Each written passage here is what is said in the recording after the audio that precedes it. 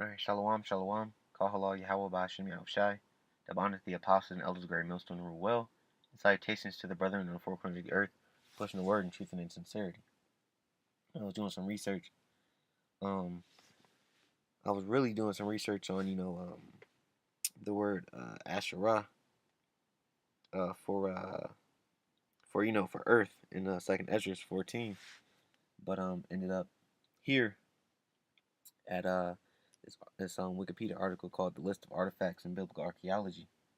Basically, I found, a lot of ancient artifacts besides, the Moabite stone, and besides the Ark of Titus, that basically validates, the history in the Bible, you know. Um, it also shows you that every nation pretty much, had made memorials, when they conquered us. In particular, the Assyrian Empire, they made a couple of memorials, you know. And I just wanted to, shed some light on some of these artifacts that brothers may not know about. So I'll just jump right into it. This list of artifacts in biblical archaeology says the following is a list of artifacts, objects created or modified by human culture that are significant to the history of the Bible.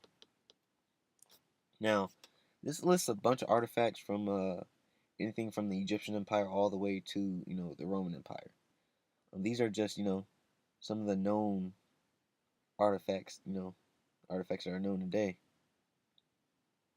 You got the Moabite stone, which everyone should know. This one here, the Black Obelisk of Shalmaneser III. This is basically the uh, the starting of the Assyrian Empire taking over Israel.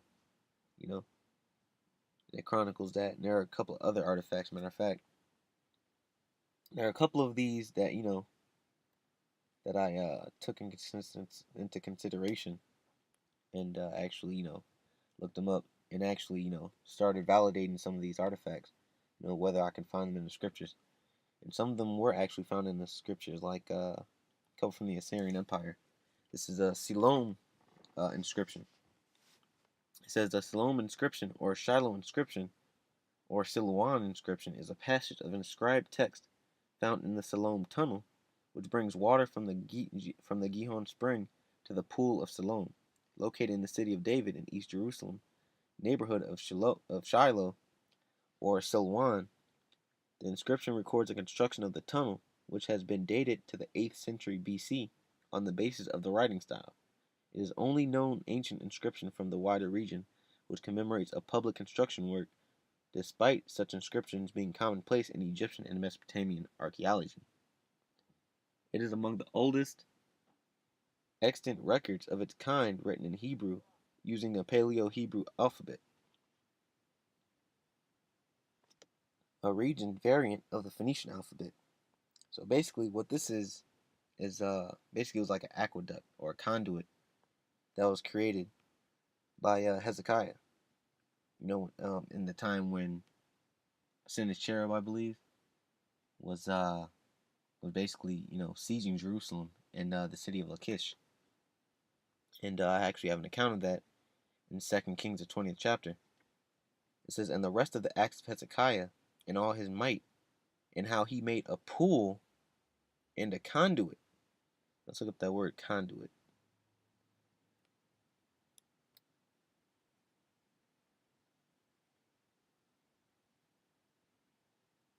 Strong's H 8585. Ta'ala. Ta'ala. I don't know why I just just let the Assyrian Hebrew play for that, but it's ta Tahala or Tahal.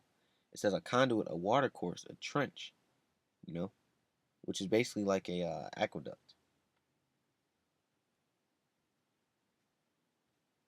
So I can move back up here. It says, "And brought water into the city. Are they not written in the book of the Chronicles of the Kings of Judah?" So that's exactly what this describes here. This Siloam tunnel. You know. So there's actually accounts of these artifacts in the scriptures, or the events that led up to the, to the construction of these artifacts in the scriptures, man. So no one can say that the scriptures aren't real, man. No one. Not only are the ancient empires described in the scriptures and key people described in the scriptures, but also different events, and there are artifacts to validate, um, you know, these events in the scriptures. And the scriptures validate these artifacts, and vice versa. Like the scripture saying in Revelations, what is that? Revelations 20, when it says the earth helped the woman. That's exactly what's happening, man. The earth is springing forth all this archaeology and this history, and it's helping Israel, man. And it's helping us validate who we are, and validate that the faith of the scriptures is real, man. This is the Lachish reliefs. The Lachish reliefs are a set of Assyrian palace reliefs narrating the story of the Assyrian victory over the kingdom of Judah during the siege of Lachish in 701 BCE, carved between 700 and 681 BCE as a decoration of the southwest palace of Sennacherib in Nineveh. The relief is today in the British Museum in London and was included as item 21 in the BBC Radio 4 series, The History of the World in 100 Objects. The palace room, where the relief was discovered in 1845 and 47, was fully covered with the Lachish relief, was 12 meters, which is 39 feet wide, and 5.10 meters long, which is 16 feet. The lion hunt of Ashurbanipal sequence was found in the same place. So this basically here, let's blow this up for you. So this here, these Lachish reliefs, or these hieroglyphs, or these images, whatever you want to call them, they basically tell the story of how the kingdom of Judah was taken over by Sennacherib, man, in the nation of Assyria, which is also chronicled in Second Chronicles 32. This is 2 Chronicles 32 and 9. After this did Sennacherib, king of Assyria, send his servants to Jerusalem, but he himself laid siege against Lachish, and all his power with him, unto Hezekiah, king of Judah, and unto all Judah that were at Jerusalem, saying, so not only did he seize Lachish, but he seized Jerusalem as well. Thus saith Sennacherib, king of Assyria, whereon do ye trust that ye abide in the siege in Jerusalem? Doth not Hezekiah persuade you to give over yourselves to die by famine and by thirst, saying, the Lord our power shall deliver us out of the hand of the king of Assyria? And basically Sennacherib was boasting, Basically what he was saying was, other nations God delivered them out of my hand, so what's so different about you?